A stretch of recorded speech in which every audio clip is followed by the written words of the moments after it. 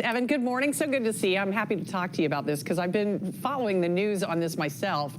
So when you interviewed Chris, you asked why Nancy Pelosi, and he said she's the best. So what makes her the best? What did he mean?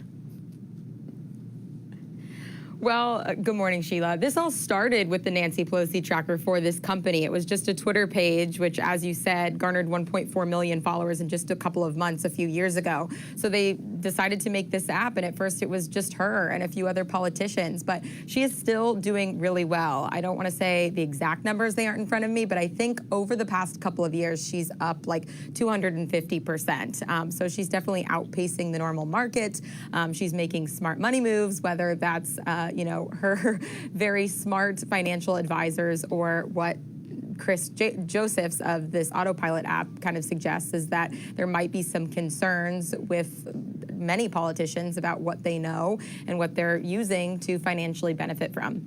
So do you think this raises just nationally security and insider trading concerns, this app itself? It's interesting because the CEO of this app, Chris, he's kind of calling out the hypocrisy of members of Congress being able to trade while also obviously financially benefiting from his app and this entire idea.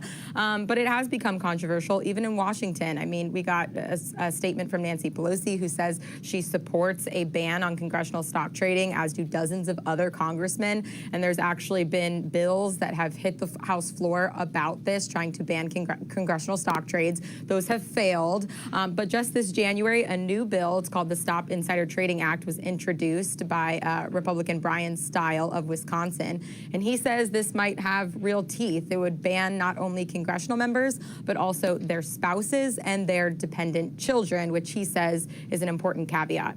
We're talking about AutoPilot specifically, but are there other apps like this that you can that have the same capabilities, I guess, to follow people like Nancy Pelosi or Warren Buffett to invest? Yes, there are other apps besides AutoPilot that do this. And I want to be clear that these apps only have like a dozen politicians. There's actually a lot more people you can follow on these apps, as you kind of alluded to. There's top investors. There's AI-specific portfolios you can follow that are doing really well.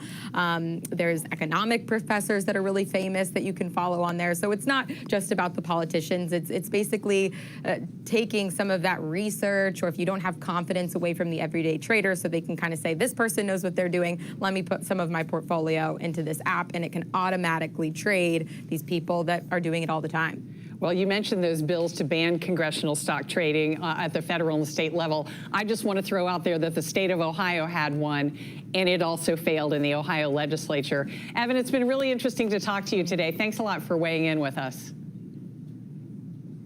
Of course. Thank you, Sheila.